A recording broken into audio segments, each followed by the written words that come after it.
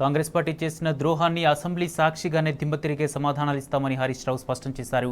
ఇదే అంశానికి సంబంధించి పూర్తి అప్డేట్స్ ప్రతినిధి లివిల్ రెడ్డి లైవ్ ద్వారా అందిస్తారు. లివిల్ రెడ్డి, ఏదైతే తెలంగాణ రాష్ట్ర సాధనే నీళ్లు నిధులు నియామకాల కోసం ఆనాడు తెలంగాణ ఉద్యమం ప్రారంభించారు నాటి ముఖ్యమంత్రి కేసీఆర్.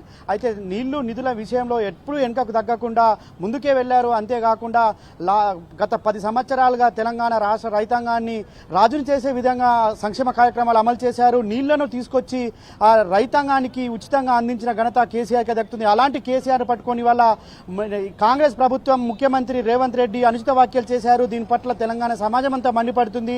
అయితే ఇవాళ గత 10 ఏళ్లలో ఎన్నడూ కూడా కేంద్రం పరిధిలోకి వెళ్లకుండా కృష్ణా బేసిన్లో ఉన్న ప్రాజెక్టును కేంద్రం పరిధిలోకి వెళ్లకుండా అడ్డుకున్న కేసీఆర్ను పట్టుకొని వాళ్ళ నానా మాటలు అన్న పరిస్థితి మనం చూసాం. అయితే ఇవంతా కూడా ఇవాళ కనీసం 2 నెలల ప్రభుత్వం ఏర్పడి 2 నెలలు కాకముందుకే కేఆర్ఎంబీకి ఇటు శ్రీశైలం ప్రాజెక్టు నుంచి మొదలుకొని నాగార్జున సాగర్ ప్రాజెక్టు వరకు కూడా కేంద్రానికి అప్పగించిన ఘనత కాంగ్రెస్దే అని మొత్తం యావత్ తెలంగాణ కోడై కూస్తున్న తరుణంలో తప్పును తప్పును ఒప్పుకోలేక అనేక మాటలు మాట్లాడి ఇవాళ ఆనాటి బీఆర్ఎస్ ఎంపీలే ఉన్నారు.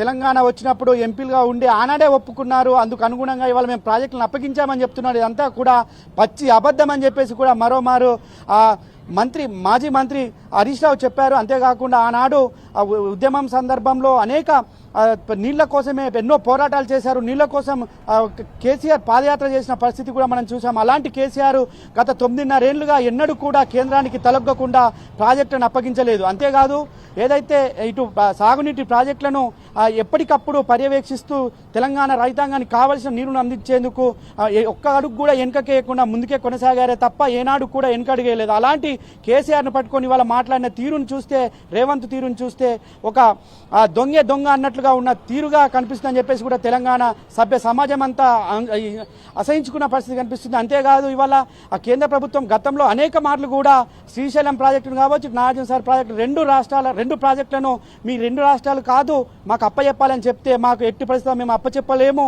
ఈ 2 రాష్ట్రాలకు కావాల్సిన నీటి వాటా 50-50 షేరింగ్ కావాలి, క్యారీ ఫార్వర్డ్ వాటర్ కావాలని చెప్పేసి ఆనాడు కేంద్ర ప్రభుత్వంపై పోరాటం చేశారు. అంతేకాదు ఆనాడు ఏదైతే కృష్ణా జలాల కోసం అనేక ఉద్యమాలు చేశారు. ఆ ఉద్యమాలు తెలంగాణ రాష్ట్రం సాధించుకున్న తర్వాత కూడా కేంద్ర ప్రభుత్వంపై ఎంతో ఒత్తిడి తీసుకొచ్చిన వెనుకకు తగ్గకుండా మా వాటా మాకు కావాలి, మాకు ఇచ్చిన ఏదైతే 50-50 అలొకేషన్ ఉందో అలొకేషన్ ప్రకారం మాకు నీటి కేటాయింపులు చేయాలని చెప్పేసి ఎన్నో మార్లు కేంద్ర ప్రభుత్వాన్ని నిలదీశారు. అంతేకాకుండా ఎంపీలు సైతం పార్లమెంట్లో పోరాడారు.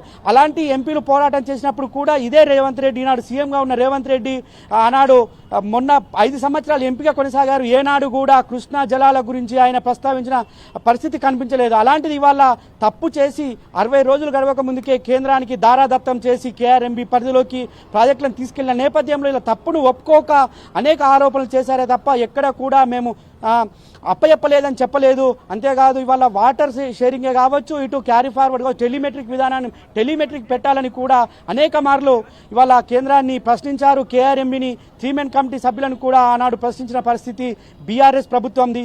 ఇవాళ గడిచిన నెల 17వ తేదీన కేంద్ర ప్రభుత్వం ఏదైతే జలవనరుల శాఖ మంత్రిత్వ శాఖ ఆధ్వర్యంలో సమావేశంలో ఒప్పుకొని వచ్చిన కొద్దిసేపటికే మినిట్స్ వచ్చాయి. మినిట్స్ అంతా కూడా తప్పతడకగా ఉందని ఇవాళ చెప్తున్నారు. ఆనాడు నుంచి ఇప్పటి వరకు నోరు మెదపలేదు ఈ కాంగ్రెస్ ప్రభుత్వం. అయితే నీటి వాటా తేల్చాకే మేము 2 ప్రాజెక్టులను మేము కేంద్రానికి అప్పచెప్తామని చెప్పిన ఘనత ఆనాటి బీఆర్ఎస్ ప్రభుత్వంది. కానీ గడిచి జనవరి 17 నాడు జరిగిన మీటింగ్ సమావేశంలో మేము ప్రాజెక్టులను మీకు దారాదత్తంగా అప్పచెప్తాం, మీరే నిర్వహించుకోండి, మాకు శాత కాదని చేతులెత్తేసిన ప్రభుత్వం ఇలా కాంగ్రెస్ ప్రభుత్వానిది. ఆ తప్పును ఒప్పుకోలేకే ఇలా రాద్ధాంతం చేసి ఒక మీడియా సమావేశంలో అనేక అంశాలను లేవనెత్తారే తప్ప మేము ఎక్కడ కూడా ప్రాజెక్టులను అప్పచెప్పలేదని చెప్పిన పరిస్థితి మనకు కనిపించలేదు. అంతేకాకుండా ఇటు కరెంటు సంబంధించి శ్రీశైలం ప్రాజెక్టు పవర్ హౌస్ సంబంధించి కూడా ఒక్క మాట పల్లెత్తి మాట్లాడలేదు. ఎందుకంటే పవర్ హౌస్ అనేది నాడు శ్రీశైలం ప్రాజెక్టు కట్టిందే కరెంటు ఉత్పత్తి కోసం. ఆ కరెంటు ఉత్పత్తికి సంబంధించి ఎలాంటి వ్యాఖ్యలు కూడా ఇవాళ సీఎం రేవంత్ రెడ్డి చేయలేదంటే పవర్ హౌస్ కూడా విద్యుత్తును ఉత్పత్తి చేసుకునే హక్కు కూడా తెలంగాణకు లేకుండా పోయిందనే ఆ వాదన కూడా ఒకవైపు వినిపిస్తుంది. ఇది ఖచ్చితంగా ఈ కాంగ్రెస్ ప్రభుత్వం సమాధానం చెప్పుకోవాల్సి ఉంది. ఎందుకంటే ఇటు 2 ప్రాజెక్టుల నిర్వహణ ఇప్పటికే కేఆర్ఎంకి అప్పచెప్పిన, ఇటు విద్యుత్ ఉత్పత్తికి సంబంధించి ఏదైతే ఎడమగట్టు విద్యుత్ ఉత్పత్తి అది తెలంగాణ రాష్ట్రానికి సంబంధించింది. తెలంగాణ రాష్ట్రానికి ఆనాడు ప్లానింగ్ కమిషన్ శ్రీశైలం ప్రాజెక్ట్ నిర్మించిందే విద్యుత్ ఉత్పత్తి కోసం. అలాంటి విద్యుత్ ఉత్పత్తి ఎవరు చేస్తారనేది ఇంకా ప్రశ్నార్థకంగానే ఉన్నది. దానికి సమాధానం ఇప్పటికీ చెప్పాల్సిన అవసరం ఉన్నది, ప్రభుత్వం చెప్పలేకపోయింది. అంతేకాదు ఇరిగేషన్ సెక్రటరీ ఒక మాట మాట్లాడుతున్నారు, ఇరిగేషన్ సంబంధించిన ఈఎన్సీ మురళీధర్ రావు మరో మాట మాట్లాడుతున్నారు.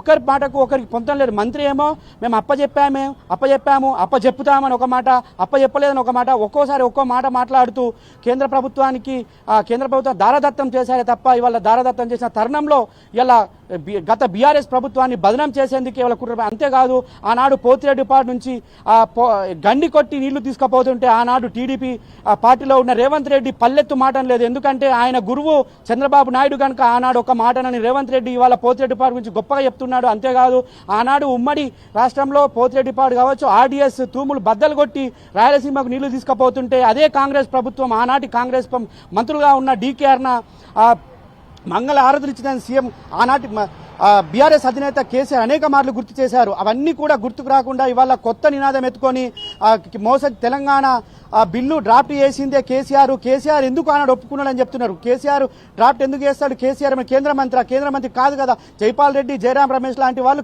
ఆనాడు కేంద్ర మంత్రులుగా ఉండి డ్రాఫ్ట్ చేశారు. విభజన చట్టానికి సంబంధించి అనేక హామీలు ఇచ్చారు. హామీలు కూడా ఇప్పటికీ నోచుకోని పరిస్థితి ఉంది. అలాంటి తరుణంలో ఇలాంటి అబద్ధాలను ప్రచారం చేసిన దిట్ట అని చెప్పేసి మరోమారు రేవంత్ రెడ్డి ఆరితేరారని చెప్పేసి కూడా రాజకీయ విశ్లేషకులు చెప్తున్నారు. ఏదేమైనప్పటికీ వాళ్ళ కృష్ణా నదిలో మన వాటా దక్కకుండా చేసింది మాత్రం స్పష్టంగా కాంగ్రెస్ ప్రభుత్వమే అని మరోమారు స్పష్టం చేశారు రేవంత్ రెడ్డి వాళ్ళ మీడియా సమావేశంలో.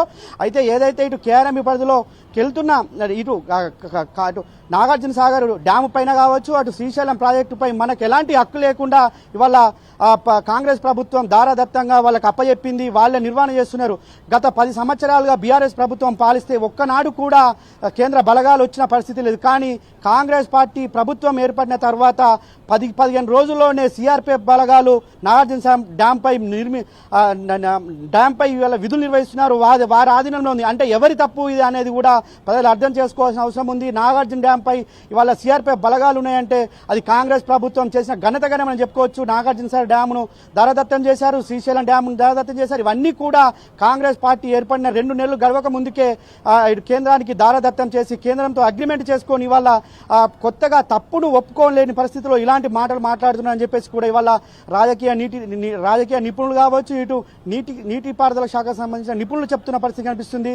ఇవాళ ఏదైతే ఇటు ప్రాజెక్టులకు సంబంధించి మాట్లాడారు పాలమూరు రంగారెడ్డి పనులే పూర్తి కాలేదు. దాదాపు 90% పనులు పూర్తయ్యాయి. ఆ పనులన్నీ టెండర్ చివరి దశలో ఉన్న తరుణంలో ఆ టెండర్లను రద్దు చేసి కొడంగల్ లిఫ్ట్ ఇరిగేషన్ అని చెప్పేసి కొత్త పథకాన్ని తీసుకొచ్చి ఇవాళ పాలమూరు రంగారెడ్డిని ఎండబెట్టే పరిస్థితి తీసుకొచ్చారు. ఇవాళ ఏదైతే కాంగ్రెస్ ప్రభుత్వం తీసుకున్న నిర్ణయంతో ఇటు ఉమ్మడి మహబూబ్ నగర్, నల్గొండ, ఖమ్మం జిల్లాలకు సంబంధించి ఎడారిగా మారే పరిస్థితి ఉంది. అన్నదాతలు ఆకలితో అలమటించే పరిస్థితి రానుంది. ఇవన్నీ తప్పులను ఒప్పుకోలేకనే ఇవాళ నానా మాటలతో నానా యాగి చేసిన ఏదైతే ఇటు సీఎం రేవంత్ రెడ్డిని తెలంగాణ ప్రజలు దుమ్మెత్తిపోస్తున్న పరిస్థితి కనిపిస్తుంది. ఇవాళ తెలంగాణ ప్రాజెక్టులను దారదత్తంగా కేంద్రంలో ఉన్న కేఆర్ఎంబీ పరిధిలోకి తీసుకెళ్లిన ఘనత కాంగ్రెస్ పార్టీకే చెల్లుతుంది. ఖచ్చితంగా ఇవాళ తెలంగాణ సమాజానికి ఇటు ఏదైతే కృష్ణా బేసిన్లో ఉన్న రైతాంగానికి సమాధానం చెప్పుకోవాల్సిన బాధ్యత మాత్రం ఖచ్చితంగా మరోసారి కాంగ్రెస్ పార్టీ పైన ఉందని చెప్పుకోవచ్చు.